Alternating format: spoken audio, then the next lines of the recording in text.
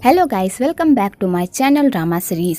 आज मैं फिर से एक नए ड्रामे के साथ आप लोगों के पास हाजिर हुई हूँ। आज मैं जिस ड्रामा की एक्सप्लेनेशन करने जा रही हूँ वो एक रोमांस थ्रिलर एक्शन से भरा ड्रामा है। अगर आपको एक्शन, रोमांस, लव स्टोरी पसंद है तो आपको ये ड्रामा जरूर पसंद आएगा। इस ड्रामा की एक्सप्लेनेशन स्टार्ट करने से पहले अगर आपने मेरे चैनल को सब्सक्राइब नहीं किया है तो जल्दी से मेरे चैनल को सब्सक्राइब कीजिए और हाँ, बेल आइकन को दबाना तो बिल्कुल भी मत भूलिएगा ताकि आपको ऐसे ही नए नए ड्रामास की अपडेट मिलती रहे। इस ड्रामा का मेन लीड वायु वो एक शार्प शूटर रहता है और वायु पैसों के लिए किसी को भी जान से मार सकता है और वो हर काम कॉन्ट्रैक्ट पर करता है और वो अपना काम इतनी साफ सफाई से करता है कि किसी को उस पर शक भी नहीं होता और वो अपना काम करके निकल जाता है। वायु को ये सब काम करना बिल्कुल भी अच्छा नहीं लगता पर उसे मजबूरन ये काम करना पड़ता है। दूसरी तरफ हमारी फीमेल लीड रीना वो एक अमीर बाप की बेटी होती है पर वो एक आर्टिस्ट भी होती है और वो अपने दम पर खुद की एक गैलरी भी खोलती है। रीना बहुत ही काइंड हार्टेड, सबसे अच्छे से बात करने वाली एक प्यारी सी लड़की होती है। एक शार्प शूटर और एक भोली भाली सी लड़की के बीच आखिरकार ऐसा क्या हुआ जो उन दोनों के रास्ते एक दूसरे से टकराए और वायु अपने प्यार को उन सारे दुश्मनों से बचा पाएगा जो उसके जान के प्यासे हैं और क्या कभी ये दोनों एक हो पाएंगे? उसे जानने के लिए तो आपको मेरी सारी वीडियोस देखनी होगी। तो चलिए फिर इस ड्रामा की एक्सप्लेनेशन को स्टार्ट करते हैं। तो कहानी शुरू होती है एक क्लब से जहाँ पर अमीर बाप की बिगड़ी दो औलाद अपनी मन मर्जी कर रहे होते हैं और वो एक डीलर भी होते हैं और उन लोगों का ये फंडा होता है कि उनके अलावा कोई भी मार्केट में माल सेल ना करे, सब उनका ही माल खरीदे ना कि किसी और का, जिस वजह से हिया को बहुत ही प्रॉब्लम हो रही होती है। हिया भी एक माल डीलर होता है तो हिया अपने बॉस को इस बारे में जानकारी देता है तो बॉस का राइट हैंड बंदा सान हिया को कहता है तुम टेंशन मत लो, बॉस ने उन दो बंदों का ठिकाना लगा दिया है, आज रात उन दोनों का काम तमाम हो जाएगा, उसके बाद तुम्हें माल बेचने में कोई प्रॉब्लम नहीं होगी। तो हिया कहता है मेरी तरफ से बॉस को थैंक यू कहना, अब मैं उनका माल खरीदूंगा और मार्केट में अच्छी तरह बेचूंगा, ठीक है? तो सान कहता है ठीक है। आगे हमारे मेन लीड वायु की एंट्री होती है तो वायु को बॉस उन दोनों बंदों की सुपारी देता है उन दोनों को जान से मारने के लिए। तो वायु उन दोनों बंदे का पीछा करता है और उन दोनों बंदों को ठिकाने लगाने की प्लानिंग करता है। तो वायु सबसे पहले एक बंदे को ठिकाना लगाता है और उसके बाद वायु दूसरे बंदे को ठिकाना लगाता है और वायु ये काम इतनी साफ सफाई से करता है कि किसी को पता भी नहीं चलता कि वायु ने उन दो बंदों को मार डाला है। आगे वायु अपना काम तमाम करके वहाँ से चला जाता है। दूसरी तरफ मरीसा बार में गाना गा रही होती है क्योंकि वो एक बार सिंगर होती है। तो मरीसा अपना काम खत्म करके राधे के पास आती है और उससे वायु के बारे में पूछती है कि वो कहाँ पर है। तो राधे कहता है मुझे नहीं पता कि वो कहाँ पर है, आज वो काम पर भी नहीं आया और उसका जब मन करता है वो तब छुट्टी ले लेता है और उसे डांट भी नहीं पड़ती। तो इधर माओ उन दोनों की बातें सुन रहा होता है तो माओ राधे को कहता है अपना काम करो, वायु को काम पर आना होगा तो वो काम पर आ जाएगा, ठीक है? आगे बार बंद हो जाता है तो वायु आता है अपने बॉस सुरेशी से मिलने के लिए और सुरेशी वही बंदा होता है जो वायु को कॉन्ट्रैक्ट देता है कि किसे मारना है। तो सुरेशी वायु को कहता है तुमने बहुत ही अच्छा काम किया, तुम्हारे काम का तो कोई जवाब ही नहीं है, तुम इतना अच्छा काम करते हो कि तुम पीछे कोई सुराग भी नहीं छोड़ते और तुम्हारे इसी टैलेंट की वजह से मैं तुम्हें बहुत मानता हूँ, तुम्हें पता है ना, ये लो तुम्हारा पेमेंट। तो वायु वो पेमेंट ले लेता है और उसमें से आधी पेमेंट अपने पास रख लेता है और आधी पेमेंट सुरेशी को दे देता है और कहता है इसे मेरे खाते में जमा करवा देना। तो सुरेशी कहता है मुझे तुम्हारी समझ में नहीं आती, आखिरकार तुम इतने पैसे बचाकर करोगे क्या? जब भी मैं तुम्हें कोई कॉन्ट्रैक्ट देता हूँ और तुम उसके पैसे पाते हो तो तुम आधा पैसा अपने पास रखते हो और आधा पैसा मेरे पास जमा करने के लिए छोड़ देते हो, आखिरकार तुम इतने सारे पैसों का क्या करने वाले हो, मुझे भी तो बताओ। तो वायु कुछ भी नहीं कहता, खाली स्माइल करता है। तो सुरेशी कहता है अगर तुम नहीं बताना चाहते तो मैं तुम्हें फोर्स नहीं करूंगा, अब तुम्हें आराम करना चाहिए, तुम बहुत थक गए होगे। तो वायु कहता है ठीक है और वायु वहाँ से चला जाता है। आगे माओ चोरी छुपे शराब पी रहा होता है तो सुरेशी उसे देख लेता है और कहता है तुम्हारी तबीयत ठीक नहीं है लेकिन फिर भी तुम शराब पी रहे हो, तुम कब अपनी आदत से बाज आओगे? तो माओ कहता है मैं बहुत कोशिश करता हूँ इसे छोड़ने की पर मैं इसे छोड़ ही नहीं पाता। तो सुरेशी कहता है अगर तुम्हारा हाथ ठीक रहता तो आज तुम भी वायु की जगह पर होते क्योंकि तुम भी एक नंबर के शार्प शूटर हो, मुझे तुम पर बहुत ही गर्व था क्योंकि तुम कभी भी मेरा कोई भी काम अधूरा नहीं छोड़ते थे, अगर वो हादसा तुम्हारे साथ नहीं होता तो आज तुम भी काम के लायक होते। तो माओ कहता है मुझे कोई अफसोस नहीं है कि मैंने वो काम छोड़ दिया, जब भी मैं कोई गलत काम करके आता था मुझे रात को नींद नहीं आती थी और मुझे वही सारे डरावने सपने आते थे और मैं पूरी तरह बेचैन हो जाता था, लेकिन अब ऐसा कुछ भी नहीं होता। अब मैं चैन की नींद सो पाता हूँ क्योंकि मैं उन खून खराबे से बहुत दूर आ गया हूँ। वैसे मैं एक बात कहूँ, वायु भी बिल्कुल मेरी तरह है, उसे भी ये खून खराबा पसंद नहीं है। अगर उसकी मजबूरी ना होती तो वो ये काम बिल्कुल भी नहीं करता। अगर उसका बस चले तो वो ये काम छोड़कर हमेशा हमेशा के लिए चला जाए। तो सुरेशी कहता है, तुम्हें पता है ना, हमारे अंदर जो भी शार्प शूटर आते हैं उनके आने का तो रास्ता है पर जाने का नहीं, और वो इस दलदल से एक ही सूरत पर जा सकते हैं जब उन्हें मरना होगा। अगर वायु ने ये काम छोड़ा तो उसे भी मरना होगा। तो माओ ये सुनकर शॉक्ड हो जाता है और वो कुछ भी नहीं कहता। इधर वायु अपने वेयर हाउस में आता है और खुद को रिलैक्स फील करवाता है। अगली सुबह वायु तैयार होके अपने अंकल से मिलने जाता है और अपने अंकल को रूम का किराया देता है। तो अंकल कहते हैं, तुम्हें किराया देने की कोई जरूरत नहीं है, तुम जहाँ पर रह रहे हो वो घर तो बहुत ही छोटा है और वैसे भी तुम वहाँ रहकर तो मेरे ही सामान की रखवाली कर रहे हो ना, तो तुम्हें ये किराया देने की कोई जरूरत नहीं है। तो वायु कहता है, घर छोटा हो या बड़ा, पर मैं तो वहाँ रह रहा हूँ ना, और मेरा फर्ज बनता है कि मैं आपको वहाँ का किराया दूँ। तो अंकल कहते हैं, मैं तुम्हारी बातों से कभी भी जीत नहीं सकता। अच्छा ठीक है, लाओ मैं इसे रख लेता हूँ। आगे अंकल वायु को कबूतरों का दाना देते हैं। तो वायु उस दाने को लेकर पार्क में जाता है और कबूतरों को दाना खिलाता है।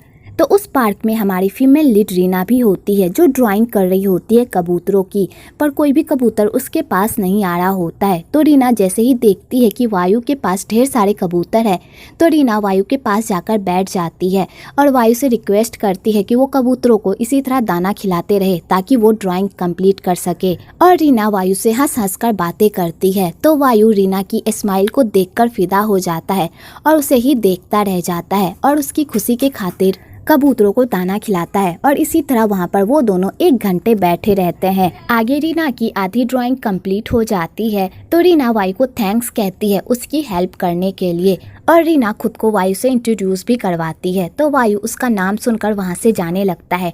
तो रीना उसे पीछे से आवाज़ देती है और कहती है, तुमसे मिलकर बहुत ही अच्छा लगा। तो वायु ये सुनकर स्माइल करके वहाँ से चला जाता है और रीना भी वायु से मिलकर बहुत खुश होती है और वो अपने घर वापस चली जाती है। दूसरी तरफ रीना के पापा रीना के लिए खाना बना रहे होते हैं क्योंकि रीना के पापा रीना से बहुत प्यार करते हैं और रीना को जरा सी खरोच भी आ जाती है। तो रीना के पापा टेंशन में आ जाते हैं कि तभी वहाँ पर रीना आ जाती है और अपने पापा को खाना बनाता हुआ देख बहुत खुश होती है। तो उसके पापा उसे खाना टेस्ट करवाते हैं। तो रीना कहती है, पापा आपने बहुत ही अच्छा खाना बनाया है। आगे रीना के पापा रीना को कहते हैं, तुम्हारे गैलरी के ओपनिंग में मैंने अपने कुछ अमीर दोस्तों को बुलाया है ताकि वो तुम्हारी गैलरी को प्रमोट कर सके और तुम्हारी गैलरी का प्रचार प्रसार कर सके। तो रीना कहती है, ये तो आपने ठीक किया पापा, इससे मेरी गैलरी का नाम भी होगा और बहुत सारे लोग मेरी गैलरी के बारे में जानेंगे भी। कि तभी वहाँ पर एक नौकरानी आती है और रीना के पापा को कहती है, शान आपसे मिलने आया है। तो रीना के पापा कहते हैं ठीक है। तो रीना अपने पापा को अपनी ड्राइंग्स दिखाने लगती है और कहती है, पापा इनमें से आप कोई भी ड्राइंग्स चूज करो ताकि मैं उसे अपनी गैलरी में लगा सकूं। तो रीना के पापा उसके ड्राइंग्स को चूज करने लगते हैं पर उनका ध्यान ड्राइंग्स चूज करने में नहीं होता बल्कि शान पर होता है। तो रीना के पापा रीना को कहते हैं, तुम अपनी नौकरानी आंटी के साथ मिलकर चूज करो, मुझे कुछ काम है। तो रीना कहती है ठीक है पापा। आगे हमें बताया जाता है कि रीना के पापा रीना के सामने जितना शरीफ इंसान बनने की कोशिश करते हैं उतना वो बिल्कुल भी नहीं है। उनका 2 चेहरा है। पहला चेहरा जहाँ पर वो एक शरीफ इंसान बनने की कोशिश करते हैं, लोगों की बुराई नहीं करते, सबकी अच्छाई के बारे में सोचते हैं और अपनी बेटी से बहुत प्यार करते हैं। वही दूसरी तरफ वो बहुत ही इलीगल काम करते हैं और जो भी उनके काम के रास्ते में आता है वो उन्हें अपने रास्ते से हटा देते हैं। आगे शान थाना को बताता है कि आपके बिजनेस पार्टनर मान हमारे रास्ते में रुकावट लाने की कोशिश कर रहे हैं और वो हमसे ज्यादा पैसे की मांग कर रहे हैं। अगर हमने इस मामले को अभी नहीं सुलझाया तो बाद में हमें बहुत सारी परेशानी का सामना करना पड़ेगा। तो थाना कहता है, तुम टेंशन मत लो, मैं उससे खुद मिलकर बात करूंगा। आगे थान मान से मिलता है और उससे कहता है, हम दोनों का बिजनेस 50-50 पार्टनरशिप पर है, अब तुम्हें क्या चाहिए? मैं तो तुम्हें सब कुछ दे ही रहा हूँ जैसा तुम चाहते हो, अब तुम्हें और क्या चाहिए? तो मान कहता है, मुझे 10% और चाहिए। तो थाना कहता है, मैं तुम्हें और नहीं दे सकता, अगर मैंने ऐसा किया तो मुझे लॉस लगेगा। तो मान कहता है, अगर तुमने ऐसा नहीं किया तो मैं तुम्हारे सारे इलीगल काम पूरी दुनिया के सामने ला दूंगा, उसके बाद तुम सोचते रहना कि तुम्हें आगे क्या करना है। और मान थाना को धमकी देकर वहाँ से चला जाता है। तो थाना को मान पर बहुत गुस्सा आता है और मान सुरेशी को कॉल करता है और कहता है, मुझे एक बंदे को ठिकाने लगाना है तो बताओ कितना लोगे। तो सुरेशी कहता है वो बंदा बहुत ही पावरफुल है, उसे रास्ते से हटाने के बाद मुझे बहुत सारी परेशानी का सामना भी करना पड़ सकता है, इसलिए मुझे तगड़े माल की जरूरत है। तो थाना कहता है तुम जितना चाहोगे मैं तुम्हें उतना दूंगा, बस इस आदमी को रास्ते से हटा दो। तो सुरेशी कहता है फिर तो तुम्हारा काम हो ही गया समझो। दूसरी तरफ बाड़ में मरीसा वायु पर लाइन मार रही होती है, पर वायु उस पर ध्यान नहीं देता, बल्कि राधे मरीसा पर लट्टू हो जाता है और वो उस पर लाइन मारने लगता है। तो मरीसा को ये सब देखकर बिल्कुल भी अच्छा नहीं लगता कि तभी वहाँ पर मरीसा का हस्बैंड आ जाता है और उससे उसके कमाए हुए सारे पैसे छीनने लगता है। तो मरीसा कहती है ये मेरे पैसे हैं, मैं तुम्हें नहीं दूंगी, और मरीसा वहाँ से चली जाती है। तो मरीसा का पति बाहर जाकर मरीसा पर चिल्लाने लगता है और उससे पैसे मांगने लगता है। तो मरीसा कहती है मैंने अपने खून पसीने से ये पैसे कमाए हैं, अगर तुम्हें पैसों की इतनी ही जरूरत है तो जाकर कोई काम करो और पैसे कमाओ। तो मरीसा का पति मरीसा से बदतमीजी करने लगता है और उसे खींचकर एक थप्पड़ भी मारता है। तो मरीसा भी पीछे नहीं हटती, वो भी अपने पति को खींचकर एक थप्पड़ मारती है। तो मरीसा के पति को मरीसा पर बहुत ही गुस्सा आता है और वो मरीसा के साथ बदतमीजी करने लगता है कि तभी वहाँ पर वायु आ जाता है और मरीसा को उसके पति से बचा लेता है और उसे खींचकर एक घूसा मारता है, जिससे बेचारा वहाँ से भाग जाता है। आगे मरीसा वायु को ये नहीं बताती कि वो बंदा उसका पति है और वायु को भी मरीसा की स्टोरी सुनने में ज्यादा इंटरेस्ट नहीं होता और वो उसे बचाकर वहाँ से जाने लगता है। तो मरीसा वायु को रोक लेती है और उसे थैंक यू कहने के तौर पर उसे किस करने की कोशिश करती है कि तभी वहाँ पर माओ आ जाता है और वायु को कहता है तुम्हें बॉस बुला रहे हैं, जाओ। तो वायु मरीसा को वहीं पर छोड़कर बॉस से मिलने के लिए चला जाता है। आगे सुरेशी वायु से मिलता है और वायु को मान को मारने का कॉन्ट्रैक्ट देता है। तो वायु सारी डिटेल्स लेकर अपने काम पर चला जाता है और घर जाकर परसों की तैयारी करता है। अगली सुबह वायु फिर से पार्क जाता है रीना से मिलने के लिए। तो रीना वायु को देखकर बहुत खुश होती है।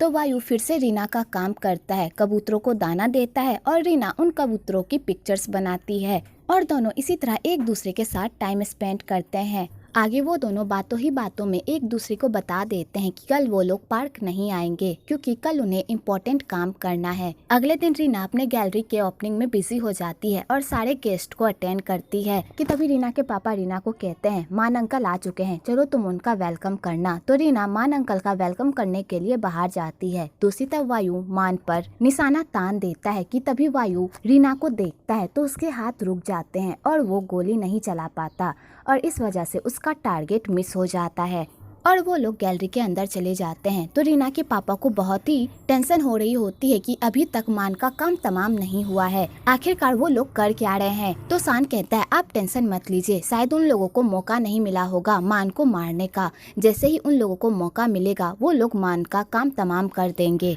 आगे वायु मान का काम तमाम करने के लिए गैलरी में चोरी छुपे घुस जाता है और दूसरी बिल्डिंग पर जाकर मान पर निशाना तान देता है। इधर मान वायु को देख लेता है कि वो उस पर गोली चलाने वाला है तो मान रीना को अपने सामने कर देता है। तो वायु जैसे ही गोली चलाता है तो वो रीना को छूते हुए मान के सीने में जाकर लग जाती है। तो रीना के पापा अपनी बेटी की ऐसी हालत देखकर तो पूरी तरह पगला ही जाते हैं और इधर वायु भी पूरी तरह बौखला जाता है कि उसकी एक गलती की वजह से आज रीना मरते मरते बची है। आगे वो लोग रीना को हॉस्पिटल लेकर जाते हैं और रीना का ट्रीटमेंट होता है। तो रीना अपने पापा से पूछती है पापा मान अंकल की तबीयत कैसी है और उन पर किसने हमला करवाया था। तो रीना के पापा कहते हैं मान अंकल की तबीयत बहुत ही खराब है और मुझे नहीं पता कि किसने उन पर हमला करवाया, वैसे तुम ये सारी बातें छोड़ो, तुम आराम करो, तुम्हारी तबीयत ठीक नहीं है, ठीक है। आगे रीना के पापा सुरेशी को खूब डांटते हैं और कहते हैं तुम्हारे बंदे की वजह से आज मेरी बेटी की जान जाते जाते बची है, अगर मेरी बेटी को कुछ हो जाता तो मैं तुम्हें जान से मार डालता, समझे।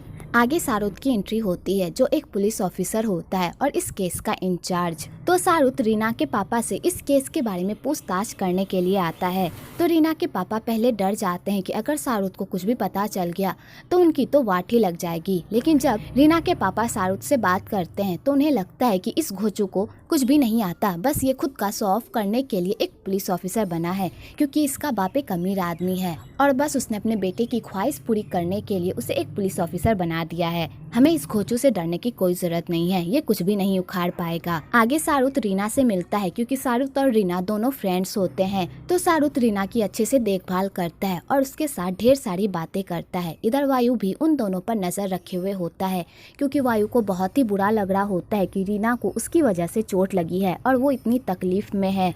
आगे सब वहाँ से चले जाते हैं तो रीना ड्राइंग बनाने की कोशिश करती है, पर उसके हाथ में बहुत ज्यादा दर्द हो रहा होता है, जिस वजह से वो ड्राइंग नहीं बना पाती। तो वायु को ये सब देखकर बहुत बुरा लगता है। आगे रीना सो जाती है तो वायु उसके पास आता है और उसकी ड्राइंग की सारी पेंसिल छिलकर वहाँ से चला जाता है। अगली सुबह जब रीना ये सब देखती है तो उसे हैरानी होती है कि आखिरकार ये काम किसने किया। इधर सुरेशी वायु को कहता है, तुम्हें पता है तुमने कितनी बड़ी गलती की है। अगर तुम्हारी वजह से थाना की बेटी को जरा से भी खरोच आ जाती तो तुम्हें पता है थाना तुम्हारे साथ क्या करता, वो तुम्हें जान से मार डालता।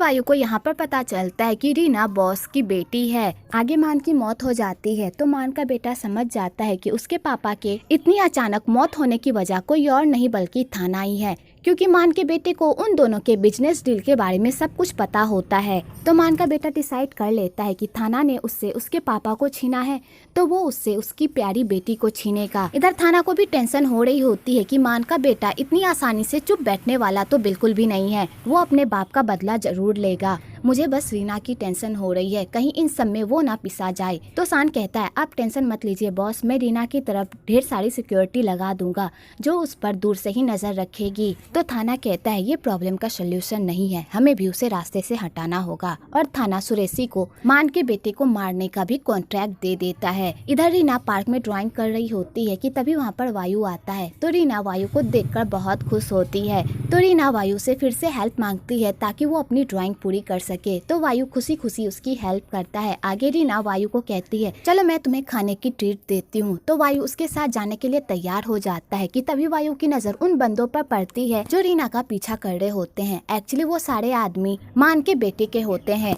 और उन लोगों को मान के बेटे ने कहा होता है रीना पर नजर रखने के लिए। तो वायु रीना को कहता है, मैं अभी बहुत बिजी हूँ, मैं तुम्हारे साथ डिनर नहीं कर सकता। और वायु वहाँ से चला जाता है। आगे रीना घर जा रही होती है तो वो बंदे चोरी छुपे उसकी फोटोज खींच रहे होते हैं। तो रीना ये सब देख लेती है और उन बंदों से बहस करने लगती है, पर वो बंदे रीना के बातों का जवाब नहीं देते और पतली गली से वहाँ से निकल जाते हैं। तो वायु उन लोगों को देख लेता है और वो रीना के पास आता है और उनसे पूछता है, क्या तुम उन बंदों को जानती हो? तो रीना कहती है, नहीं मैं नहीं जानती, वो लोग तो बेशरम हैं जो लड़कियों की फोटो क्लिक करते हैं। आगे सुरेशी अपने एक बंदे को मान के बेटे को मारने का कॉन्ट्रैक्ट देता है। तो वो बंदा वायु का सबसे अच्छा दोस्त होता है और उसका निशाना आज तक कभी भी नहीं चुका होता है। तो वो बंदा मान के बेटे को मारने के लिए जाता है पर उसका निशाना चूक जाता है और मान का बेटा बच जाता है। तो मान के बेटे को लगता है कि ये सारा काम थाना ने ही करवाया है। तो मान का बेटा डिसाइड कर लेता है कि वो भी थाना को इसका मुंह तोड़ जवाब देगा, उसकी बेटी को जान से मारकर। इधर जब सुरेशी को पता चलता है कि उसके बंदे ने अपना काम ठीक से नहीं किया तो वो अपने बंदे पर गुस्सा करता है और कहता है, शायद अब तुम्हारी स्किल में वो बात नहीं रही जो पहले थी, इसलिए अब तुम रेस्ट करो। तो वो बंदा सुरेशी से एक और चांस मांगता है। तो सुरेशी कहता है, हमारे लाइन में दूसरा चांस देने का कोई मौका नहीं मिलता, क्या तुम्हें नहीं पता? मैं ये काम दूसरे बंदे से करवा लूंगा, तुम जाओ और आराम करो। आगे सुरेशी वायु को मान के बेटे को मारने का कॉन्ट्रैक्ट देता है। तो वायु सारी डिटेल्स लेकर मान के बेटे के पीछे लग जाता है। दूसरी तरफ रीना कुछ सामान लेने के लिए बाहर जाती है तो वहाँ पर मान के बेटे के सारे गुंडे उसे मारने के लिए उसके पीछे पड़ जाते हैं। तो रीना उन लोगों को चकमा देकर वहां से भाग जाती है कि तभी वहां पर वायु आ जाता है और रीना को उन बंदों से बचा लेता है और उसे लेकर वहां से भाग जाता है।